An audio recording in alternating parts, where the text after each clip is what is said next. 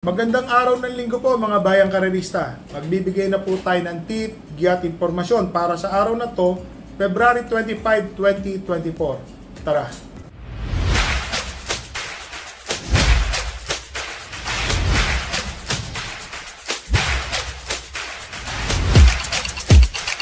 So mga bayang karerista, may nakikita po kayo sa background natin. Yan po, sa kaliwa, sa kanan. Sigaw lang po kayo ng mind. Bidding po ito. De, joke lang po. So, magbibigay na po tayo ng tip. Ang start time po ng karera ay sa ganap na alas 2 ng hapon, meron pong hinandang 8 karera. Maganda po ang lineup po, mga bayang karerista. Madaling mahirap. Hindi po lahat na nakikita nating patok ay patok po.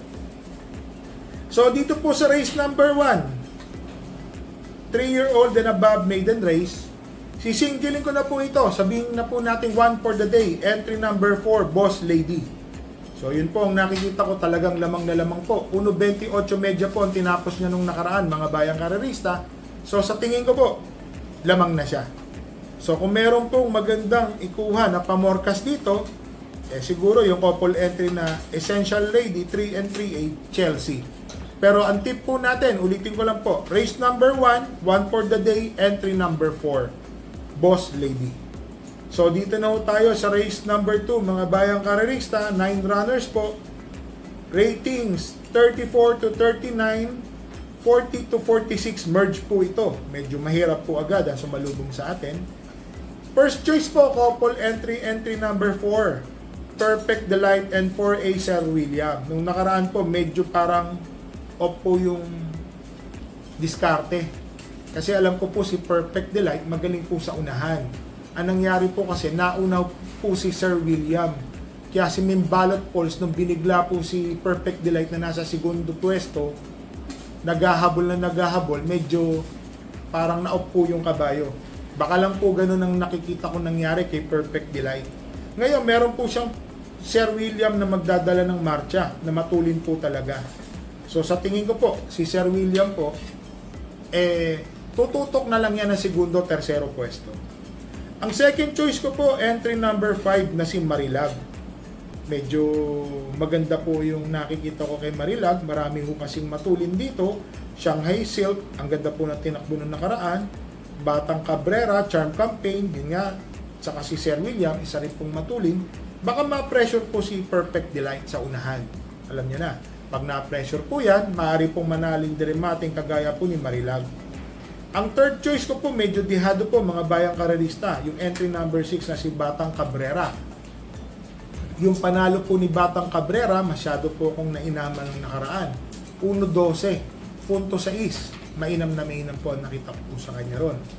So dito po sa race number 2, first choice po, entry number 4 and 4A, Perfect Delight, 4A Sir William.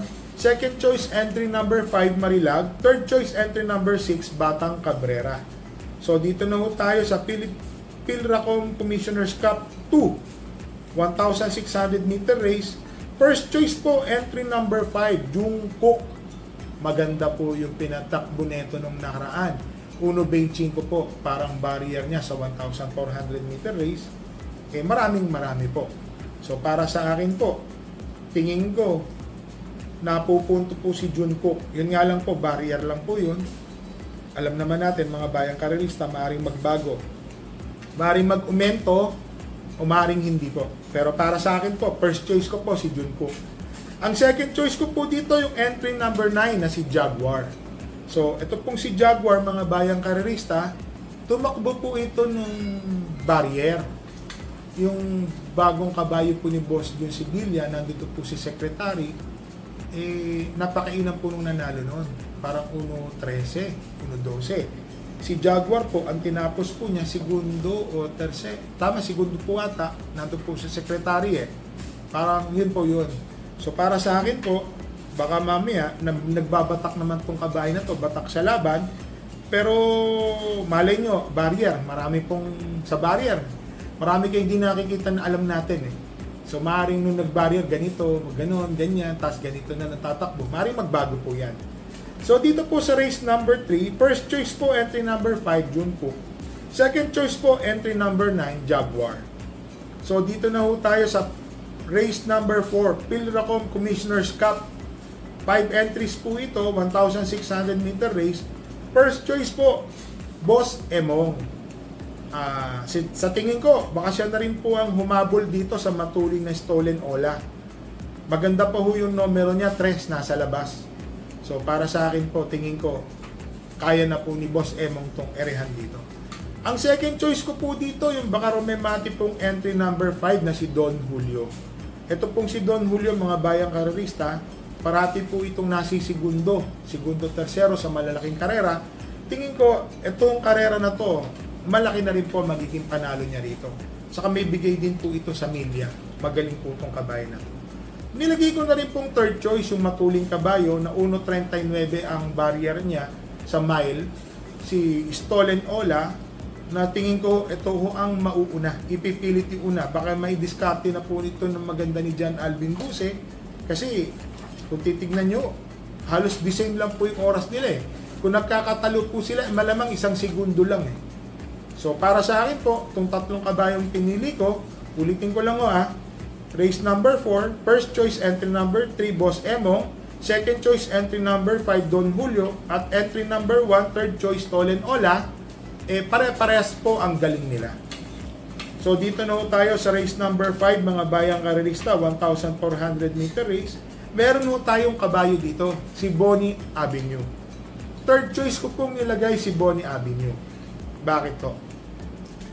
Maganda po yung pinakita ni Bonnie Avenue, mga bayang karerista. Yun nga lang ho, hindi ko po gusto yung numero niya.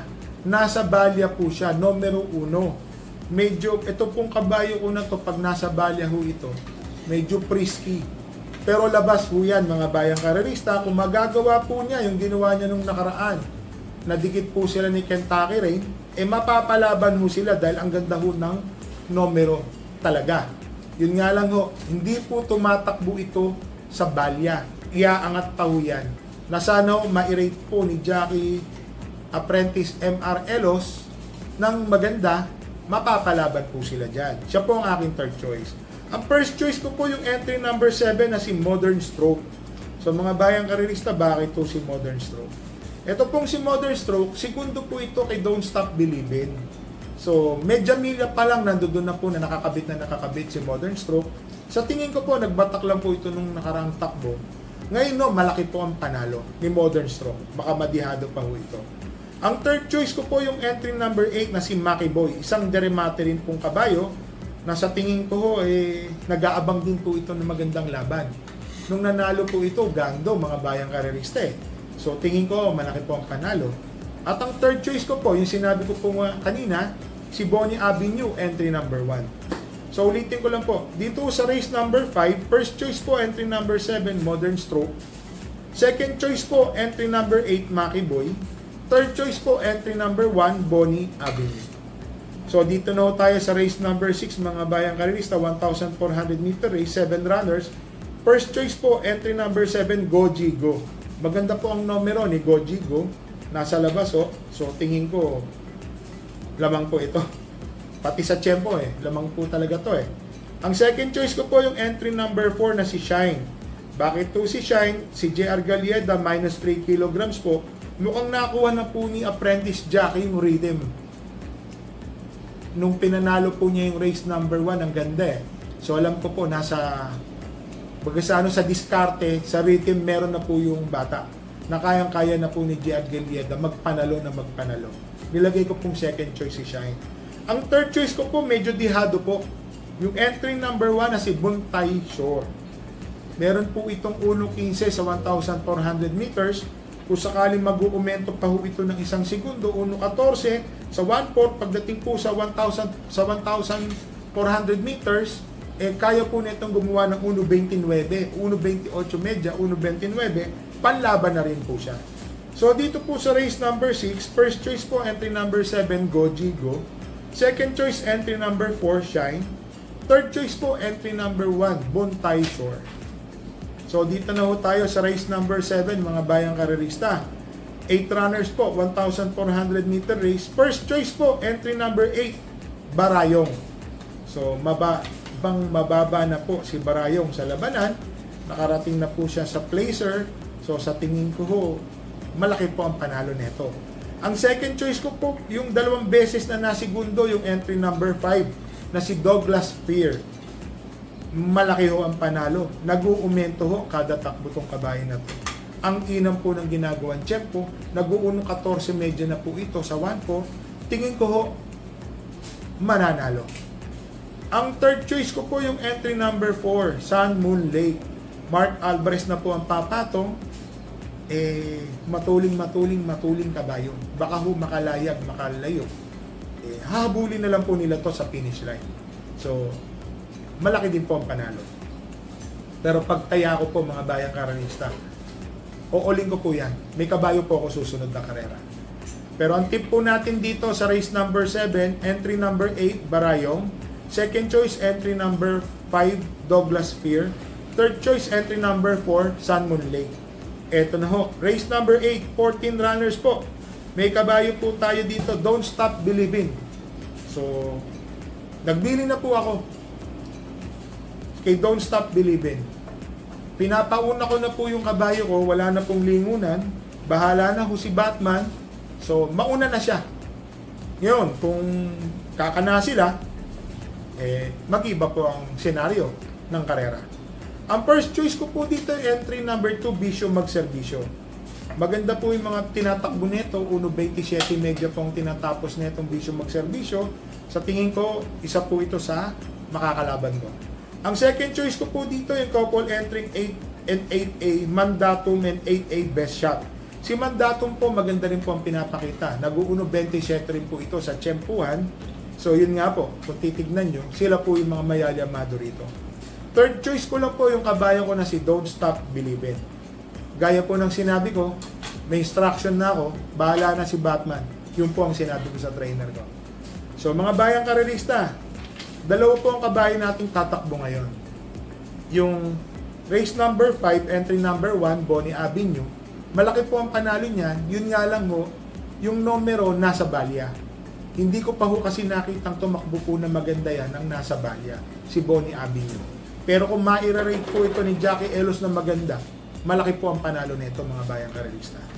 Tapos ito pong si Don't Stop Believing, race number 8, entry number 4, labas po yan mga bayang karerista. Malaki po ang panalo niya. So, mag-shoutout lang po tayo kay Mr. Giovanni from Japan, James Kabusaw, Batang Kamarin, Batang Sampalok, Reynaldo Villan, Ronnie Baun, Kagawad Manny Roque, Papa Toots OTB, Carl Hernandez, Heart of a Champion page po, at saka ni Mr. James Paulo Antoniano. So mga bayang karerista, paano ba yun? Yung mga nagsi-attend or magsisi-attend po ngayon, dahil Saturday po talaga ngayon, birthday ko, sa mga hindi po natin na-imbita o napadala ng imbitasyon, huwag po kayo mag-alala. Magkakaroon pa po tayo ng meet and greet po sa mga susunod na araw po. So mga bayang karerista, thank you po sa inyong lahat sa pagtangkilik po sa JC Stable, sa YouTube, sa Facebook, sa Usapang BK with Boss JC, sa Walk with Chai. So maraming salamat po sa suporta niyo po. So good luck po and happy racing po sa inyo.